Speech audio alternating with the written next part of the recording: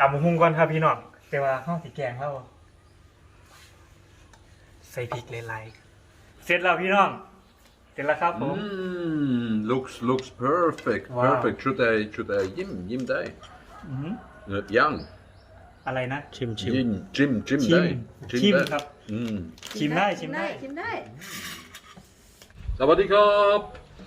Popju Hans Fritschi. And bei Pratet Europe, bei Pratet Switzerland, Glab, Tini you see du and Pratet Switzerland. Lauko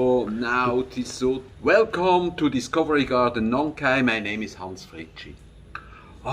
It's good to be back here at home and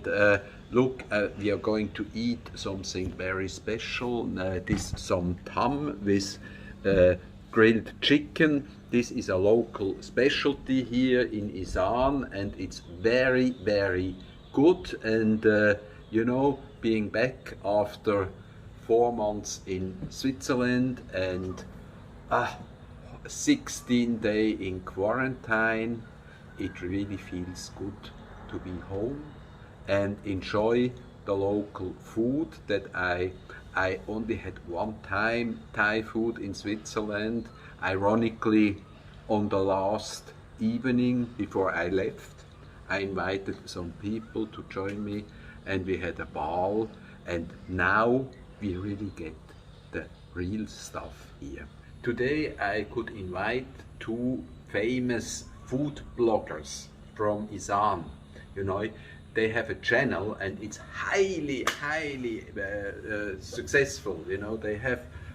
so many subscribers and they are watched all over the world by Thai people. It's called Aroy Nua. And they really know how to cook the real stuff, the Som Tam, as it is produced in Thailand, in the northeast of Thailand, the so-called Isan, where Discovery Garden Nong Khai is located. สวัสดีครับ คุณยุทธกับคุณแม่สวัสดีครับ สวัสดีก่อนแม่สวัสดีครับพ่อกันอีกแล้วครับวันนี้ก็ซ่อมอะไรนู่นพวกผมยุทธนะครับแล้วก็ย่าเตี๋ยวพระแสบด้วยค่ะเด้อมื้อนี้ที่เห็นยังมื้อนี้ย่าสิตำบักคุงว่าเป็นแขกรับเชิญของคุณฮันค่ะครับผมเราเสื้อยุทธมาแล้วส่องเล่านี่แหละแล้วผมก็กลับมาจากสวิตเซอร์แลนด์ถือกักตัว14 มื้อป้าดพี่น้องไปนี่แหละไปเที่ยวก็ได้แต่เขาก็ต้องระวังตัวเนาะพี่น้องเนาะเขาไปเมื่อไหร่เขาก็ต้องกักตัวกักเงี้ยกันเพื่อสังคมสินะถ้าน้องไปแล้วเขามากสิเนี่ยคนอื่นอาจจะตีน้ำได้เราว่าเราขึ้นฮอดอาหารอีสานหลายพี่น้องแต่ยายเตี้ยเฮ็ดให้อันนี้ไก่ย่างแต่ว่าชิมีตำหุงแต่สิตำทั้งล่างได้พี่น้องท่านตำเรื่องนี้กระจุกอาจจะแตกได้เดี๋ยวพอกันทั้งล่างนะครับเดี๋ยวย่าสิตำบักคุงสู่คุณหันกินยับปากตำหุงก่อนครับพี่น้องแต่ว่าห้องสีแกงเราใส่พริกหลายๆคุณหันอายุเท่าไหร่เนาะคุณหันอายุเท่าไหร่เนาะค่ะใส่ครบอายุอายุเท่าไหร่โอ้ย63แล้วโอเคแล้ว my god ไม่สุภาพไม่จะตำที่ตำหุ้งครบอายุลูกพี่ครบอายุโอเค Sounds good to me. Yes, you will see what they will do. ฝรั่งเพิ่นอาจจะกินเผ็ดไปได้แต่ว่าเฮานี่ใส่แกงแล้วเด้อบ่ได้พอกันดวนพี่น้องจัดไปคิดถึงหลายแกงสิแกงหลายก็บ่หลายดอกพี่น้องก็ธรรมดานี่ล่ะว่าหยอดกันซื่อดอก Listen, I have to tell you a secret. I can eat spicy food and they don't know this. Andความลับปลากินเผ็ดได้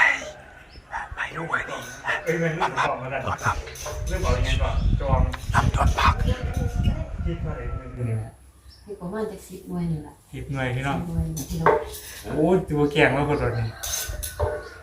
วันแกงแล้วดอกมือวันแกงแล้วดอกมือโอ้สีเป็นแซ่บใช่ไหม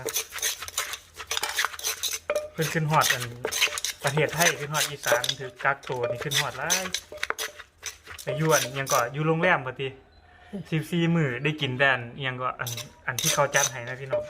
แต่เพิ่นก็ดูแลดีอยู่สวัสดิการเพิ่นก็ดีบ่ดีหรือว่าเฮาก็เสียเงินอยู่นี่ล่ะพี่น้องเรียบร้อย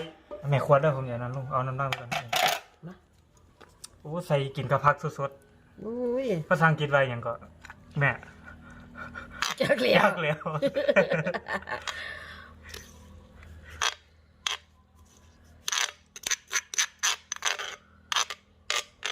โอเค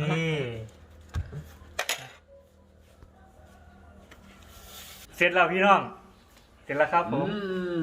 Looks perfect. Wow. Perfect. Should I Jim day? อื้อหือ Yang. อะไรนะ Jim day. ชิม day. ชิม day. ครับ Mm. ชิมได้ชิมได้ ชิมได้ เห็นไหม My face. โอ้เก่งจังเลย พี่น้อง My face. เขาคือบอก Zij blik daar mij. โอ้ว่าสิแก้แม่ว่าสั่น My พี่น้อง face. เอ้ยยายเตี๋ยว่าสิแกล้งเล่าว่าใส่พริกอีกได้บ่ว่าซั่นโอ้ย This is very good. เอากับข้าวเหนียวหน่อย แซ่บไหม Zep. Oh, Kitchen. Oh, Kinio. จ้า Kinio. No. Kitchen. ข้าวเหนียว Oh. มีขี้เหนียว Kinio. Kom Kinio. เจ้านี่ก็ได้ Kinio. เพราะไงนี่ไหม เอาชิมมานี่ Oh, wow, เอา wow. Look, this is really, กินเลยแซ่บ this is good. Sauergut. Sauergut. อีหยังเศร้าปวดมัน เอาไว้อยู่เรื่อย เดี๋ยวได้ยินเราเอาอยู่ไม่รู้ไปแบ่งมาแกว่ายัง I missed it so long. Wonderful. แม่ผมซิมด้วยมือในท้องของแม่เดี๋ยวผมชิม Zep, Jim, man. แซ่บขอบคุณครับใส่ผงชูรสไหลก็เลนครับ Okay, we can, as you see, the people here in Islam, they eat with their hands, and it's perfectly all right now that we all passed, I passed quarantine, and the COVID virus is practically not existing in Thailand. There are very few cases, and they are always people that come from quarantine. They are detected, and the country is kept safe by that. You know, it was very inconvenient, this 16 days in quarantine, but it was just the entrance ticket into Thailand to come back. And if you ask me if I would go through quarantine again to have a free life here in Thailand, no winter, and that great food. No question, no question. Well, thank you, Khun Yut, very much for this wonderful food, Khun Mae. จ้า You're excellent cook, wonderful. Feels so good to be back, and see you again very, very soon. Maybe you subscribe to the Hans Fritschi channel on YouTube or Hans Fritschi Friends on Facebook, and see you again soon. สวัสดีครับ สวัสดีครับ